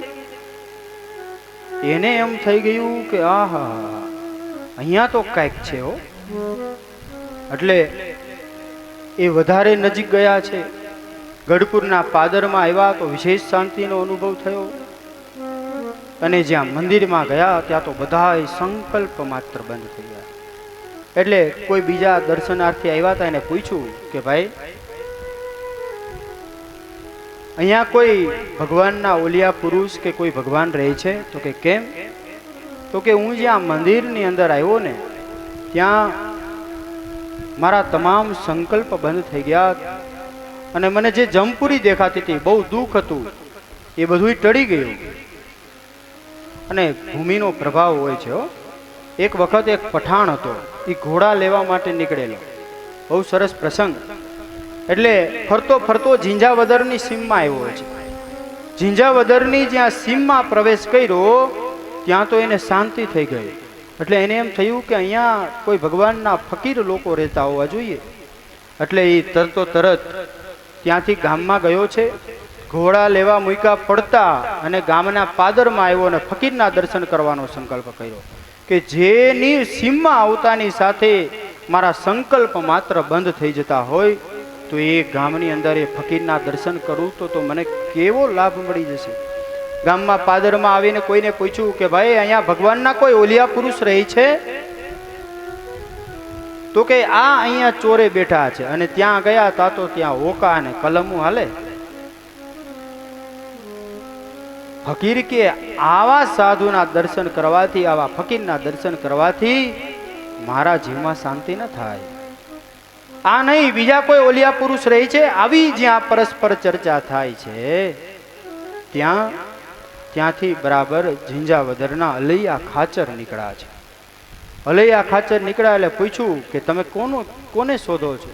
તો કે મારા મનમાં એમ થાય છે કે અહીંયા કોઈ ઓલિયા પુરુષ રહેતા હોય એવું લાગે છે. એમ? અરે ઓલિયા પુરુષ નહીં, અહીંયા તો સાક્ષાત ઓલિયા પુરુષના સરદાર બિરાજે છે. ચાલો હું તમને દર્શન કરાવું. એમ કરી અને અલૈયા ખાચર પેલા ફકીરને લઈ અને પોતાના જ ઘરે રાજ દરબારની અંદર સાક્ષાત ભગવાન સ્વામિનારાયણ 500 પરમહંસોને સાથે લઈને ત્યાં બિરાજમાન હતા. અને આ ફકીર અને બંને જ્યાં અંદર એન્ટ્રી કરીને ત્યાં ફકીરની આંખો અને ભગવાન શ્રી હરિની આંખો મળી અને ફકીરને સમાધિ થઈ ગયો. ફકીરને સમાધિ થઈ, પૈગંબરના દર્શન થયા. એમની સાથે સાથે અક્ષરધામમાં ગયો. અક્ષરધામના દર્શન થયા. મહારાજની દિવ્ય મૂર્તિ, જે મૂર્તિના ત્યાં દર્શન કર્યા હતા એ જ મૂર્તિ અહીંયા દેખાય. આનંદનો કોઈ પાર ન રહ્યો. ઓહો, કંઠી બંધાવી વર્તમાન ધારણ કરી ભગવાનના ચરણમાં પડ્યો કે પ્રભુ આજે તમે મને કૃતાર્થ કરી દીધો છે. જો આ ભૂમિનો પ્રભાવ છે.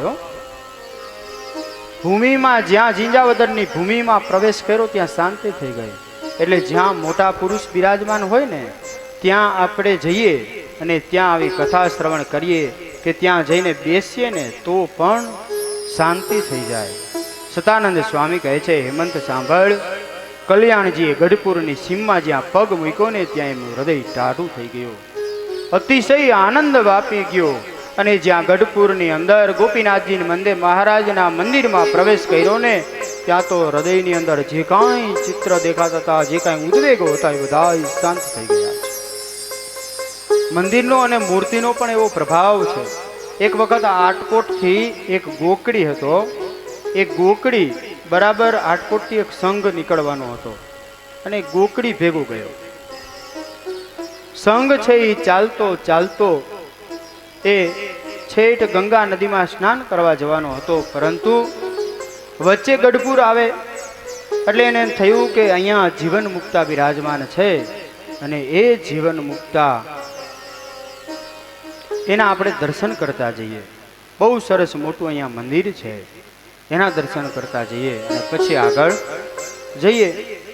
અને બરાબર એક ગોકડી હતો એ જ્યાં ગઢપુર ગોપીનાથજી મહારાજનું મંદિર છે ને એનો દરવાજા પાસે પહોંચ્યો ત્યાં તો આભા બની ગયો. ઓહો, આવો બધો દરવાજો, ધન્ય છે આ દરવાજો ઘડનાર.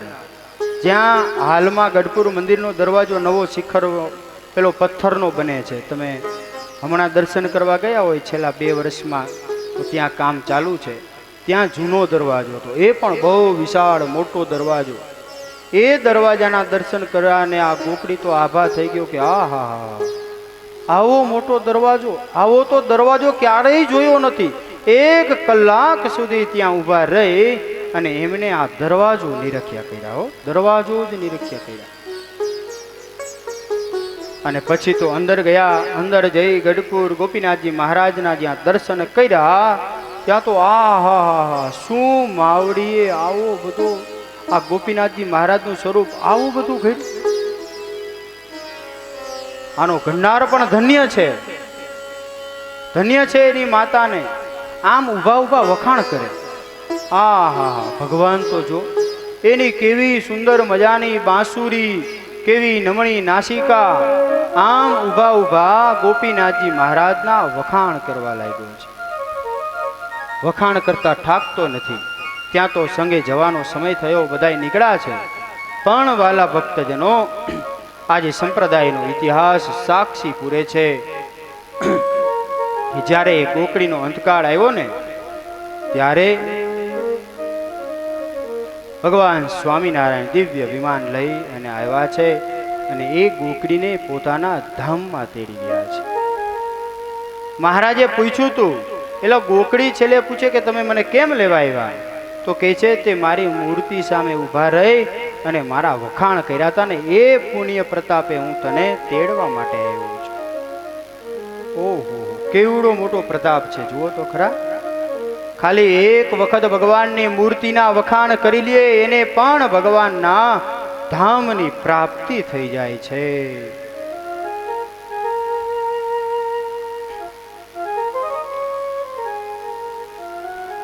આપણે પણ પેલા રંગ હતા, પણ ભગવાનની જો પ્રાપ્તિ થઈ ગઈ ને આપણે બળભાગી બની ગયા. હો, ઉમાનંદ સ્વામીએ બહુ સરસ લખ્યું છે, બબ્બા બાજી જીત ગયા જગમાં જે સત્સંગી થયા. આપણે આજે પુણ્યશાળી થઈ ગયા, બાજી જીતી ગયા, કારણ કે આપણે સત્સંગમાં આવી ગયા છે. જેટલાને સત્સંગ ઓળખાઈ ગયો એ બાજી જીતી ગયા. હે, વિહારીલાલજી મહારાજે બહુ સરસ લખ્યું છે, આ લોકની અંદર કેટલાય એવા સમર્થ આવીને વહી ગયા, પણ જેને સત્સંગ નથી ઓળખાણો એ પછી જેમ પગ ઠેલી પર્વત પાડતા, નભ તારા નખતી ઉખાડતા, કરી અંજલિ સિંધુ પી જતા, એ જન જાણે ક્યાં હતા. અરે પાટું મારીને પર્વત પાડી નાખે એવા પણ આ લોકની અંદર હતા, અને સમુદ્ર જેવા સમુદ્રને પણ આમ અંજલિ કરીને પી જનારા પણ આ લોકની અંદર હતા, અને એ પણ ચાલ્યા ગયા છે. કોઈ અમરતનો પટ્ટો લઈને આવ્યા નથી. એ બધાય ચાલ્યા ગયા છે, એનું નામ પણ આજે અમર નથી. પણ વાલા ભક્તજનો, જેને ભગવાનનું ભજન કરી લીધું, જે સત્સંગમાં આવી ગયા, આજે આપણે બધાએ જુનાગઢના નરસિંહ મહેતાને સંભાળીએ છીએ, નરસિંહ નરસિંહ કહીએ છીએ. એનું કારણ છે ને એની કડતાલ ને એનું ભજન છે. હો, આજે મીરાબાઈ જગત પુકારે છે, એનું કારણ જો કોઈ હોય ને તો એ કારણ છે એમનું ભજન. રાજ દરબાર હતો એ બધું જ ત્યાગ કરી અને દ્વારિકાની અંદર એ મીરાબાઈ આવ્યા છે. એ કૃષ્ણ મૂર્તિમાં ભજન કરતા કરતા 36 દેહે સમય ગયા છે. જુઓ તો ખરા કેવડી મોટી વાત છે હે. એટલે દાદા ખાચરે પોતાનું સમર્પ અર્પણ કરી દીધું અને ભગવાનને ઓળખી લીધા ને. તો આજે આપણે એને કોઈ પણ સત્સંગની વાત હોય ને તો જ્યારે દાદા ખાચરને યાદ કરવા પડે છે. એટલે સતાનંદ સ્વામી કહે છે, હેમંત એ મંદિરમાં પ્રવેશ કર્યો ને એટલા જ વખતમાં હરિકૃષ્ણ મહારાજના દર્શન કર્યા, ગોપીનાથજી મહારાજના દર્શન કર્યા તો એને ત્રણેય કાળનું જ્ઞાન હતું ને એ બધું શાંત થઈ ગયું છે. અને જ્યાં એ બધા દેવોના દર્શન કરી અને કથાની અંદર આવ્યા અને એ સત્સંગી જીવનની કથા ચાલુ હતી. એ કથા ચાલુ હતી ત્યાં આવીને બેઠો અને કથા સાંભળી અને જ્યાં કથા પૂર્ણ થઈને ત્યાં તો એ આનંદથી નાચી ઉઠ્યો હોય છે. સતાનંદ સ્વામીનું પણ એટલું મહાત્મ્ય છે. સતાનંદ સ્વામીના દર્શન કરતા પણ એમને આનંદ થઈ ગયો હતો. એક વખત એવું બન્યું, મહારાજ કરિયાણા ગામમાં બેઠા હતા અને બરાબર આખી સભા આમ સ્થિર બેઠી હતી. તમે જેમ બેઠા ને તમે તો સુસુપ્તિમાં વયા ગયા હોય એવું લાગે. એક હાસ્યનો પ્રસંગ સરસ કહું. મહારાજ બરાબર કરિયાણા ગામમાં બિરાજમાન હતા અને કરિયાણામાં બેઠા હતા અને સુરા બાપુ ને બધા, સુરા બાપુ તો મહારાજના સખા હતા હો. ગમે એવા મહારાજ ઉદાસ થયા હોય અને સુરા બાપુ જો બાજુમાં આવી જાય એટલે ત્યાં આખી સભામાં રમૂજ પ્રસરી જાય. મહારાજ મહાત્મ્ય કહેતા હતા, બદ્રિકાશ્રમની વાત કરે કે અમે બદ્રિકાશ્રમમાં ગયા હતા, ત્યાંનું દિવ્ય વાતાવરણ જોયું. ત્યાં તો સુંદર મજાની વિશાલા નામની બોરડી છે અને એવી અદ્ભુત બોરડી, મોટી બધી બોરડી. ત્યાં ઋષિ મુનિઓ બધા રહે છે, તપ કરે છે અને બહુ મોટા મોટા બોર હો ત્યાં તો. મહારાજ કે ત્યાં તો 2-2 મણના બોર થાય. અને સુરા બાપુ તે રહેવાનું નહીં હો. સુરા બાપુ કે મહારાજ તમે મોટા અને તમારા ગપ્પાય મોટા. મહારાજ કે મનાતું નથી. સુરા બાપુ કે મનાઈ ક્યાંથી મહારાજ, થોડાક નાના મેલો તો મનાય, 2-2 મણના તો ગરાઈ હેઠે ઉતરે નહીં, માનવું કેમ હો. સુરા બાપુને મનાવવા માટે સતાનંદ સ્વામીને મહારાજ કે, સતાનંદ સ્વામી આ સુરા બાપુ આજ આપણી વાત માનશે નહીં. એટલે સતાનંદ સ્વામીને આજ્ઞા કરી કે તમે બદ્રિકાશ્રમમાં જાઓ અને ત્યાંથી બોર લઈ આવો. સતાનંદ સ્વામી તો મહાસમર્થ સત્પુરુષ, તો આકાશ માર્ગે ઉડ્યા ગયા. બદ્રિકાશ્રમમાં 2 બોર હાથમાં લીધા, 2 બોર હાથમાં લીધા અને ઉપાડ્યા પણ ઉપડ્યા નહીં. એટલે 1 બોર પછી અડધું કર્યું. 1.5 બોર મોટું બોર હો ભાઈ, 2-2 મણના બોર. અને એ 3 મણના બોર લઈ અને આમ બાથમાં ગાલીને કરિયાણાની ભૂમિ ઉપર આવ્યા અને સભામાં આવીને ત્યાં બોર મૂક્યા. જુઓ સુરા બાપુ છે ને મોટા મોટા બોર. અરે ભણે મહારાજ તમે તો ભગવાન, તમે થોડા ખોટા બોલો. ઈ કે તમે તો હાસું જ બોલો ને. સતાનંદ સ્વામીનું મહાત્મ્ય એટલું છે. આ તો ખાલી રમૂજની વાત કરી પણ મહાત્મ્ય સતાનંદ સ્વામીનું તમને કહ્યું. સતાનંદ સ્વામી એવા સમર્થ પુરુષ હતા, ત્રિકાળ જ્ઞાની હતા, સમાધિ દશાવાળા હતા. ગમે ત્યારે ગમે ત્યાં જઈ શકતા, 36 દેહે જઈ શકતા હો. ઘણી વખત તો પાણીમાં અહીંયા ડૂબકી મારે અને બદ્રિકાશ્રમમાં નીકળે. ગમે એવા કાર્ય હોય ને તો મહારાજ પ્રેરણા તો પેલા સતાનંદ સ્વામીને કરતા હતા. સતાનંદ સ્વામી એવા સમર્થ હતા. સતાનંદ સ્વામી ત્રિકાળદર્શી મહાપુરુષ છે, એમના દર્શન કર્યા છે અને બળભાગી થઈ ગયો છે. કલ્યાણજી તો આનંદથી નાચી ઉઠ્યો છે. એટલે કેવળ ને કેવળ આ કથા મુક્તિ આપનારી નથી, પછીની તો કથા હેમંત તું બધી જાણે છે. સભાની અંદર આવ્યો, નાચ્યો, કૂદ્યો અને પછી એ ગયો છે. આ રીતે શોક મુક્ત કરી મુક્તાનંદ સ્વામીએ અહીંયા આ મહાત્મ્ય ગ્રંથની પૂર્ણાહુતિ કરી છે. પ્રથમ મંગલાચરણનો પ્રારંભ કર્યો છે. સત્સંગી જીવન ગ્રંથમાં પહેલું મંગલાચરણ પ્રથમ પ્રકરણનું છે. ખરેખર તો 11 શ્લોકની અંદર મંગલાચરણ સતાનંદ સ્વામીએ કર્યું છે. 11 શ્લોક જો કોઈ જીવાત્મા સમજી લે તો એને બીજું કોઈ પણ જ્ઞાન ક્યારેય પણ સમજવું ના પડે. એ પુરુષોત્તમ નારાયણનું સર્વોપરી તમામ જ્ઞાન એ 11 શ્લોકમાં આવી જાય છે. પણ એ કથા 11 શ્લોક સમજવાને એ ક્યારેક પછી સમજશું, કારણ કે થોડુંક રસવાળી કથા કરવી પડે. અને આમાં જો પડીશું તો મને લાગતું નથી કે આમાં જોઈએ એવો આનંદ આવે. પણ છતાંય આપણે 1-2 શ્લોકને શ્રદ્ધાપૂર્વક ભાવ પ્રેમથી સમજી અને પછી આપણે કથામાં આગળ પ્રવેશ કરીશું. સતાનંદ સ્વામી મંગલાચરણ કરે. શ્રી કૃષ્ણાય નમસ્તસ્મૈ ય સાક્ષાત ધર્મનંદના. શ્રી કૃષ્ણાય નમસ્તસ્મૈ ય સાક્ષાત ધર્મનંદના. ભુવે ભૂત્વા હરત્યંત સમસમયિવાંશુમાન.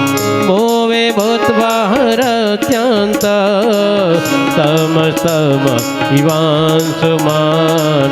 શ્રી કૃષ્ણાય નમસ્તસ્મૈ યઃ સાક્ષાત ધર્મનંદના. યઃ સાક્ષાત ધર્મનંદના. શ્રી કૃષ્ણાય નમસ્તસ્મે યહ સાક્ષાત ધર્મનંદન. હવેની કથામાં તમને મજા આવશે થોડી, કારણ કે ઓલી બધી વિશેષ જ્ઞાનની અને ટીકા ટિપ્પણીની અને માહિતીની કથા હોય. હવેની કથા છે ને એ બધી રસપૂર્ણ કથા હશે અને આનંદ આપનારી કથા હશે. મજા પણ આવશે અને બધી જ વસ્તુ શાંતિથી શ્રવણ કરવામાં આનંદરૂપ થશે.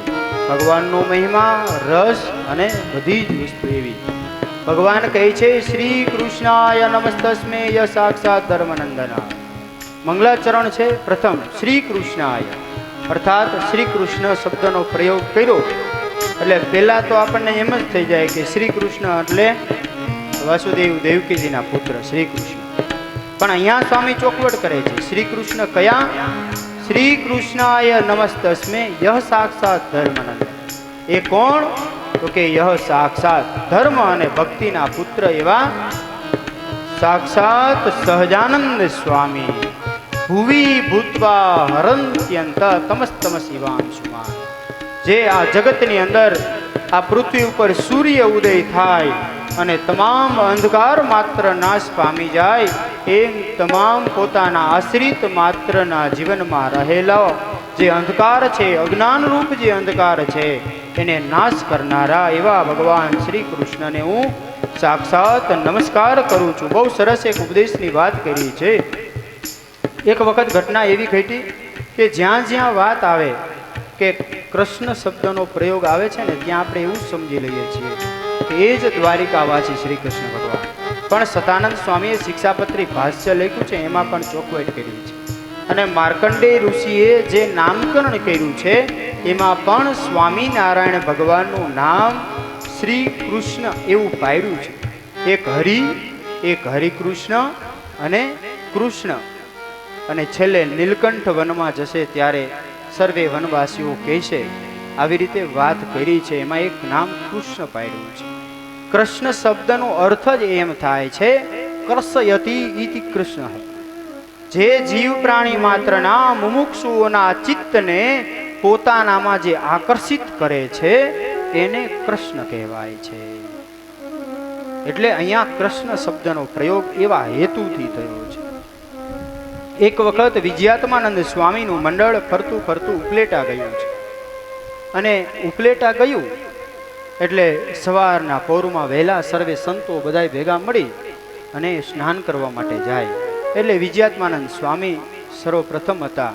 સ્નાન કરી અને બીજા બધા સંતો હતા, બધા નદીમાં સ્નાન કરી અને બહાર નીકળ્યા. અને વિજયાત્માનંદ સ્વામી ધોતિયા નીચેવામાં થોડા પાછળ રહી ગયા.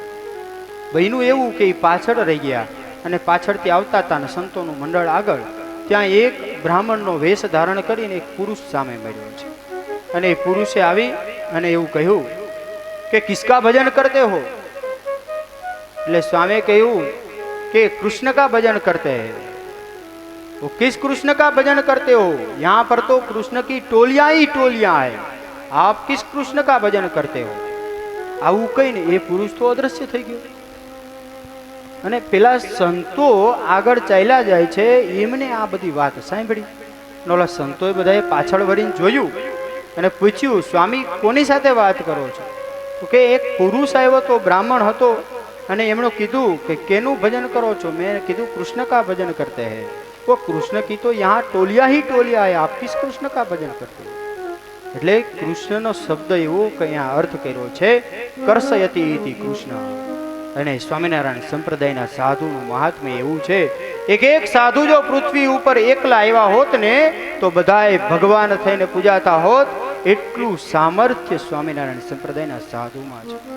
અને એ ત્યારે નહીં, આજે પણ હયાત છે. પ્રેમ છે બોલો હરે હરે. આજે પણ એવા દ્રષ્ટાંતો દેખાય છે.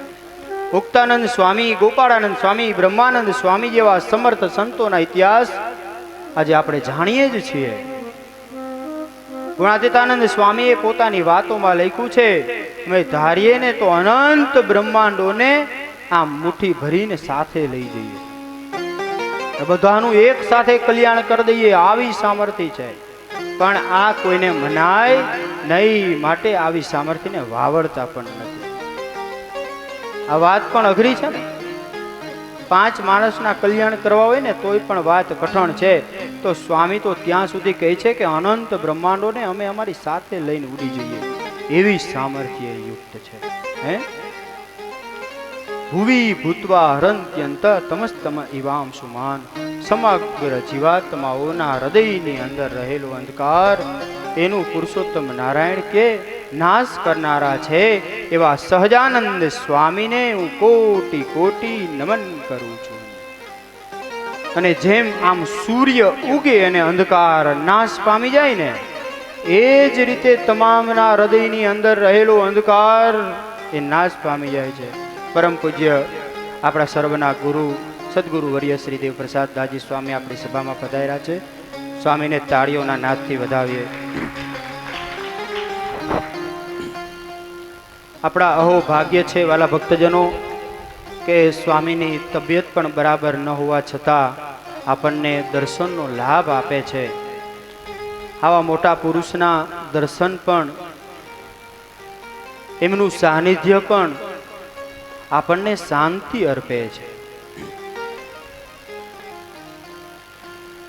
સ્વામી કહે છે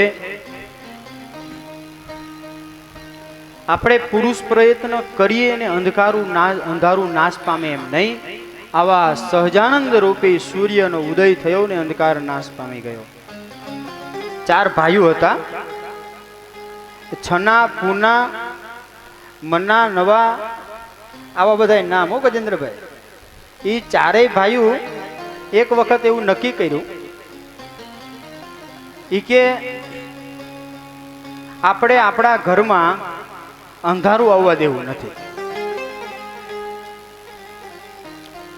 એટલે હાંજે ડાંગુ લઈને બધા ભાઈઓ ભેગા થયા. બરાબર સૂર્ય આથમવાનો સમય થયો અને ઘરના બાયણે બરાબર ડેલી પાસે ઉભા રહી ગયા. આજ ગમે એમ થાય અંધારાને ઘરમાં ના આવવા દઈએ. અને 4 ભાઈઓ બરાબર આમ ડેલી પાસે ઉભા હતા ને સૂર્ય આથમું ધીરે ધીરે કરતું અંધારું અંદર ઘરમાં ઘરી ગયું. 4 ભાઈઓએ કર્યા બાયણા બંધ અને આજે તો ધોકાવી નાખી. એમ કરીને 4 ભાઈઓએ ડાંગુ ચાલુ કર્યો. હબોડી હબોડી મારે, અવાજ આવે. હા હા, તો ઓલો કે મેં માર્યું, ઓલો કે મેં માર્યું. એને એમ કે અમે અંધારાને માનીએ છીએ હો. અને રાત લાકડીઓ હાકી. હવાર થયું ને સૂર્ય ઉગ્યો અને સૂર્ય ઉગતાની સાથે અંધકાર નાશ પામી ગયો. અને આ 4 ભાઈઓ મનોન પૂનોન બધાય મૂછું મરતા મરતા આવ્યા બહાર. આજ તો અંધારાને એ માર્યું રાયડું નાખાવી દીધી હો. પણ આમાં તો રાત અંદરો અંદર જ મારી હતી. એટલે આવી રીતે અંધારું નથી કાઢવાનું હો.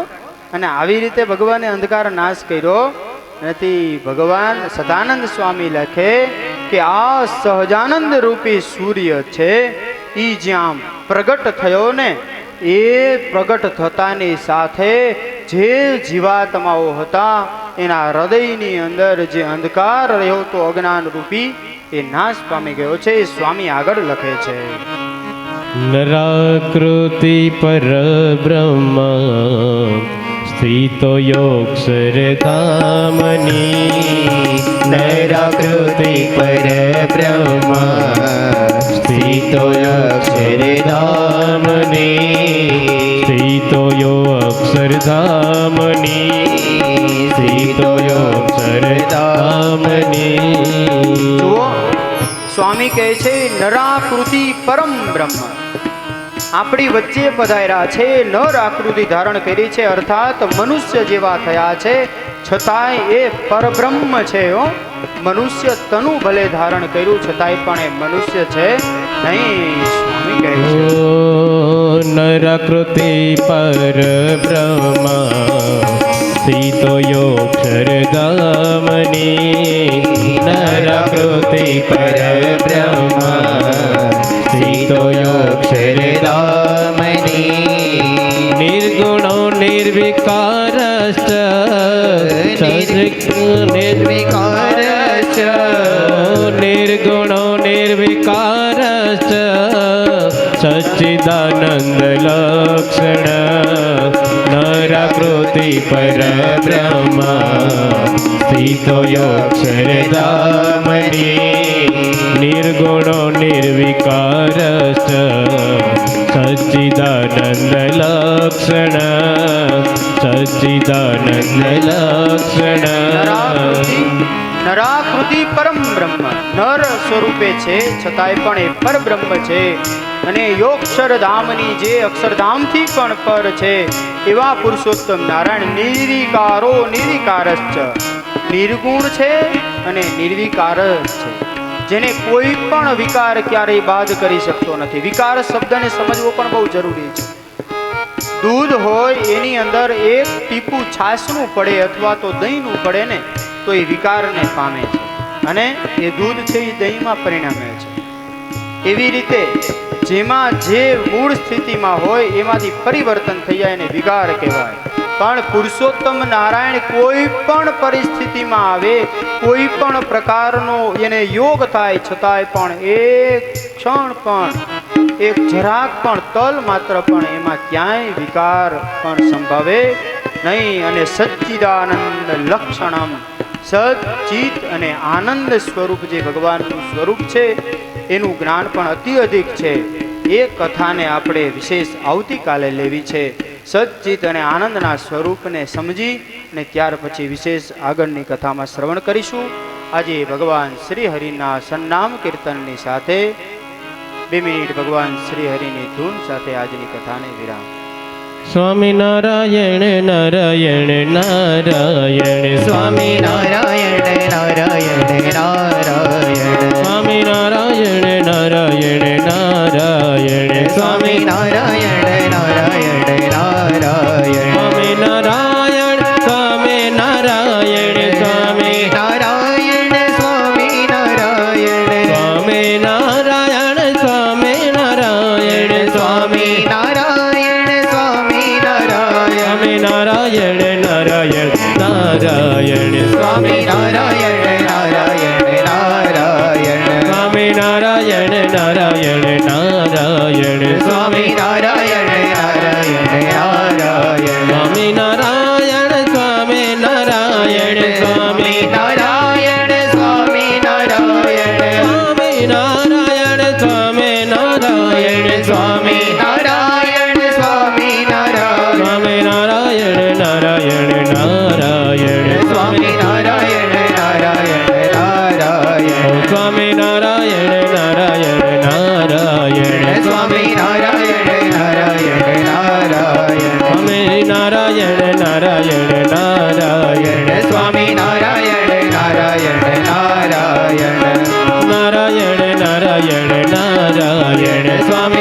નારાયણ નારાયણ નારાયણ સ્વામી નારાયણ નારાયણ નારાયણ સ્વામી નારાયણ નારાયણ નારાયણ સ્વામી નારાયણ નારાયણ નારાયણ નારાયણ નારાયણ નારાયણ નારાયણ બોલીએ બાલ સ્વરૂપ ઘનશ્યામ